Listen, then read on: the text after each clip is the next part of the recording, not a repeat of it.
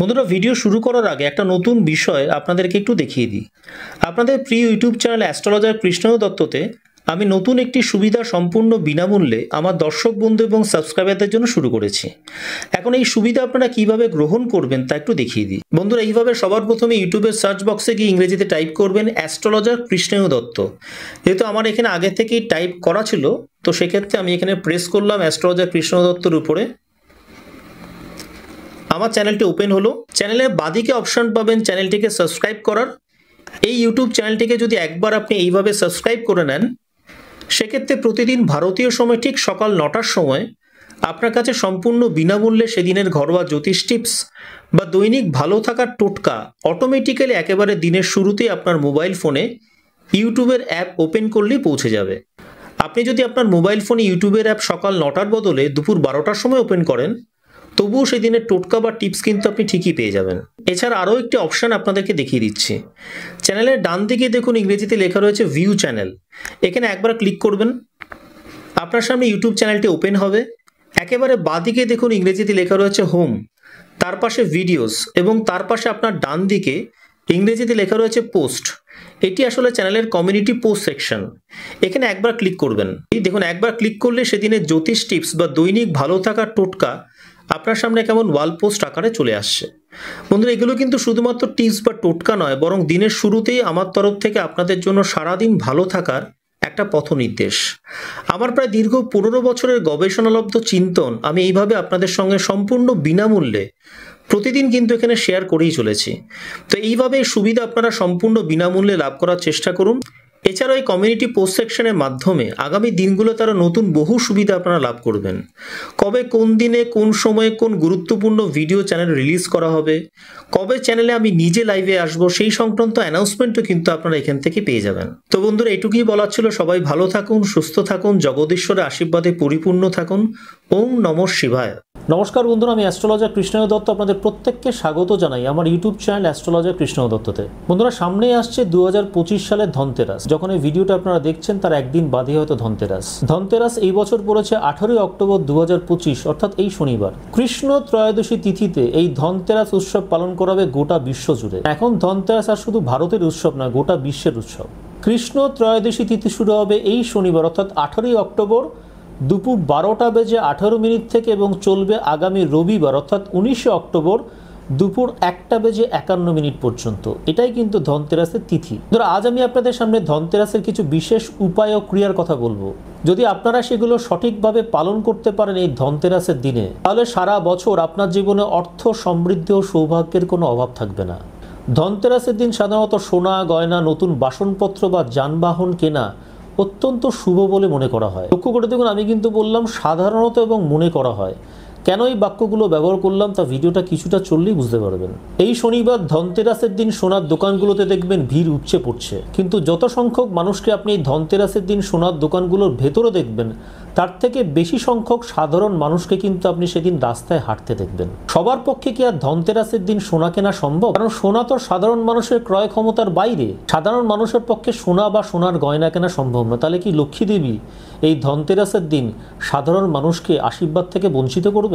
মা লক্ষ্মী কি তাদের প্রতি সদয় হবেন না? তারা কি মা লক্ষ্মী বা ধন দেবতা কুবেরের ভালোবাসা, আশীর্বাদ থেকে বঞ্চিত হবেন? ধনতেরাসের দিন যারা সোনা কিনতে পারবেন না, যাদের সোনা কেনবার মতো আর্থিক সামর্থ্য নেই, তাদের প্রতি কি মা লক্ষ্মী সদয় হবেন না? তারা কি মা লক্ষ্মী বা ধন দেবতা কুবেরের আশীর্বাদ থেকে বঞ্চিত হবেন? মজার কথাটা কি জানেন?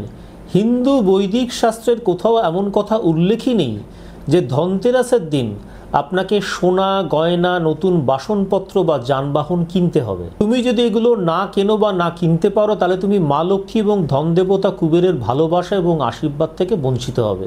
আজীবন দরিদ্র, অর্থাৎ গরিব থেকে যাবে।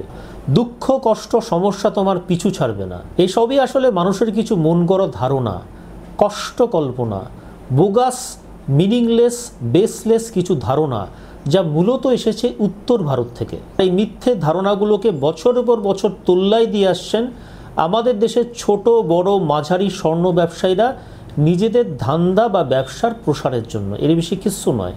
তাহলে হিন্দু বৈদিক শাস্ত্র এক্ষেত্রে কি বলছে? আমাদের হিন্দুতে যতগুলো পুরাণ গ্রন্থ রয়েছে, তার মধ্যে একটি পুরাণ গ্রন্থ হলো বৃহৎ ধর্ম পুরাণ। অনেকে আবার এটাকে উপপুরাণও বলে থাকেন। সেই বৃহৎ ধর্ম পুরাণের 135 নম্বর অধ্যায় নির্দিষ্টভাবে বলছে, ধন ত্রয়োদশীর তিথিতে যে ব্যক্তি অন্ন বা বীজ দিয়ে মা লক্ষ্মীর পুজো করেন তার দারিদ্র্য নাশ হয়। ধনতেরাসের দিন সোনা গয়না, নতুন বাসনপত্র বা যানবাহন কেনার কথা কিন্তু শাস্ত্রের কোথাও উল্লেখ নেই। ধনতেরাসের দিন তাহলে মা লক্ষ্মী এবং ধনদেবতা কুবেরের ভালোবাসা এবং আশীর্বাদ পেতে চাইলে আমাদের ঠিক কী করতে হবে? এরা দুজন ঠিক ধনতেরাসের দিন আমাদের তরফ থেকে কি পেলে সন্তুষ্ট বোধ করেন? ধনতেরাসের দিন তাহলে মা লক্ষ্মী ও ধনদেবতা কুবেরের ভালোবাসা ও আশীর্বাদ পেতে চাইলে আমাদের ঠিক কী করতে হবে? তারা কিসে সন্তুষ্ট হন? ধনদেবতা কুবের এবং মা লক্ষ্মী এই ধনতেরাসের দিনে ভক্তের কাছ থেকে কি আশা করেন? ধনতেরাসের দিন ধনে গাছের বীজ বা ধনিয়া বীজ কিনে এনে যদি সমৃদ্ধির দেবী মা লক্ষ্মী এবং ধনদেবতা কুবেরকে পুজোয় নিবেদন করা যায় তাহলেই তারা সব থেকে বেশি সন্তুষ্ট বোধ করেন। এবং যে ভক্ত ধনতেরাসের দিন এই কাজটি সঠিকভাবে নিষ্ঠা সহকারে করতে পারবেন তার জীবন এবং তার পরিবারে সুখ, শান্তি এবং সমৃদ্ধি নেমে আসবে। তো আমি যেহেতু যুক্তির দাসত্ব করতে পছন্দ করি বা ভালোবাসি এবং হিন্দু বৈদিক শাস্ত্রের বাইরে এক পাও হাঁটতে পারবো না, আমার আজকের প্রথম উপায়টা কিন্তু এই ধনে গাছের বীজকে নিয়ে হবে। তাহলে প্রথম উপায়টা কি? 13টা ধনিয়া বীজ বা ধনে গাছের বীজ এই শনিবার অর্থাৎ ধনতেরাসের দিন 18-10-2025 সকাল 11:34 থেকে দুপুর 12:29 মধ্যে অথবা দুপুর 12:18 থেকে সন্ধে 6:41 মধ্যে কিনে আনবেন। একটা কথা খেয়াল রাখবেন, ধনতেরাসের দিন কিন্তু টাইমিংগুলো খুব গুরুত্বপূর্ণ। ধনে গাছের বীজ আপনি যে কোনো মুদির দোকান বা রিটেল স্টোর থেকে খুব সহজেই পেয়ে যাবেন, কিন্তু এই ধনতেরাসের দিন আপনি ধনে গাছের বীজগুলো কেনার চেষ্টা করবেন সবসময় আপনার পাড়া বা এলাকার কোনো দশকর্মা ভাণ্ডার থেকে। ধনে গাছের বীজের দাম অতি সামান্য, ফলে এই ধনে গাছের বীজ কেনার সময় ধনতেরাসের দিন অযথা কোনো দরদাম করবেন না। ধনে গাছের বীজগুলো দশকর্মা ভাণ্ডারের লোককে বলবেন একটা হলুদ বা লাল কাপড়ে মুড়ে দিতে। যদি সে হলুদ বা লাল কাপড়ে মুড়ে দিতে না পারে, একটা কোনো কাগজে করে বাড়িতে নিয়ে আসবেন। বাড়িতে নিয়ে এসে সেটাকে অবশ্যই কিন্তু একটা লাল কাপড়ে মুড়ে নেবেন। একটা কথা মাথায় রাখবেন যে মা লক্ষ্মীর প্রিয় রং কিন্তু লাল, উনি লাল রংটাকে একটু বেশি পছন্দ করেন। এই বছর ধনতেরাসের পুজোর শুভ মুহূর্তটা আপনারা পাচ্ছেন এই শনিবার 18-10-2025 সন্ধ্যে 6:41 থেকে সন্ধ্যে 7:38 পর্যন্ত, অর্থাৎ পুজোর কাজটা কিন্তু আপনাকে এই সময়সীমার মধ্যেই শেষ করতে হবে। 13টা ধনে গাছের বীজ মা লক্ষ্মীর সামনে রেখে একটা মন্ত্র জপ করবেন। মন্ত্রটা আপনাকে বলে দিচ্ছি, ওং শ্রীং হিং ক্লিং মহালক্ষ্মী নম। এই মন্ত্রটা 108 বার জপ করবেন। হাতে একটা 5মুখী রুদ্রাক্ষের জপমালা নিয়ে জপটা করবেন। 5মুখী রুদ্রাক্ষের জপমালার দাম ম্যাক্সিমাম 80 থেকে 120 টাকা পড়বে। আপনি যে কোনো দশকর্মা ভাণ্ডারই পেয়ে যাবেন। এই লক্ষ্মী পুজো চলাকালীন এই 13টা ধনে গাছের বীজ মা লক্ষ্মীর চরণে অর্পণ করবেন। এরপর মা লক্ষ্মীর কাছে নিজের মনোকামনা ব্যক্ত করবেন। পুজো শেষ হয়ে গেলে এই ধনে গাছের বীজগুলো একটা লাল কাপড়ে মুড়ে আপনার বাড়ির টাকা রাখার স্থানে রেখে দেবেন। টাকা রাখার স্থান মানে সেটা আপনার বাড়ির কোনো লকার হতে পারে, কোনো একটা সিন্দুক হতে পারে, টাকা রাখার কোনো বাক্স হতে পারে, ক্যাশ বাক্স হতে পারে, যে কোনো জায়গায় যেখানে নাকি আপনি বাইরে থেকে এসে নিজের টাকাটা রাখেন, সেখানে যত্ন করে একটা লাল কাপড়ে মুড়ে এই ধনে গাছের বীজগুলো রেখে দেবেন। এবং এটা যদি আপনি নিষ্ঠা সহকারে করতে পারেন, আপনি নিশ্চিত থাকতে পারেন আপনার পরিবারে কিন্তু সুখ, শান্তি এবং সমৃদ্ধি বজায় থাকবে। আপনার হাতে টাকার ফ্লো কখনো কমবে না। এবার ধনতেরাসের পরের দিন অর্থাৎ রবিবারও কিন্তু ধনতেরাসের তিথি পাচ্ছেন দুপুর 1:51 পর্যন্ত। এবার সকালবেলা থেকে শুরু করে, রবিবারের কথা বলছি, সকালবেলা থেকে শুরু করে দুপুর 1:51 মধ্যে যে কোনো সময় স্নান করে শুদ্ধ মন নিয়ে এই যে আপনার ক্যাশ বাক্সে বা যেই টাকা রাখার স্থানে আপনি কিছু বীজ, ধনে গাছের বীজ রেখেছেন, এখান থেকে কিছু বীজ তুলে নিয়ে এসে আপনার বাড়ির টবে বা যে কোনো একটা পাত্রে মাটির মধ্যে পুঁতে দিন।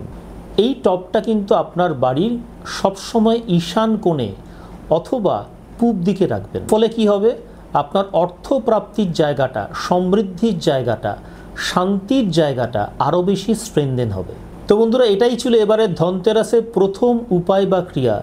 এই ক্রিয়াটা কিন্তু অবশ্যই এই শনিবার করুন আপনার নিজের সুখ, শান্তি এবং সম্পদকে ধরে রাখতে, ইনট্যাক্ট রাখতে। এবার এই শনিবার ধনতেরাসের দিন ভিড়টা আপনারা কোথায় জমাবেন? সোনার দোকানে না পাড়ার দশকর্মা ভাণ্ডারে, সেটাও ঠিক করে নিন। এবার আজকে দ্বিতীয় উপায়টা বলে দিই, যেটা অবশ্যই আপনারা ধনতেরাসের দিন করবেন। সকাল 10:58 থেকে সকাল 11:44 মধ্যে স্নান করে 11টা তুলসী পাতা একটা হলুদ সুতোয় বেঁধে আপনার দোকান বা ব্যবসার প্রবেশদ্বারে ঝুলিয়ে দিন। এতে কি হবে? যত নেগেটিভ এনার্জি আছে, যত টক্সিক এলিমেন্ট আছে, সেগুলো কিন্তু দূর হবে এবং আপনার জীবনে অর্থের প্রবাহটা ভালো থাকবে। বন্ধুরা, তাহলে আজ এই পর্যন্তই। প্রত্যেকে ভালো থাকবেন, সুস্থ থাকবেন। খুব শিগগিরই ফিরছি আরও একটা নতুন ভিডিওর সাথে। নমস্কার।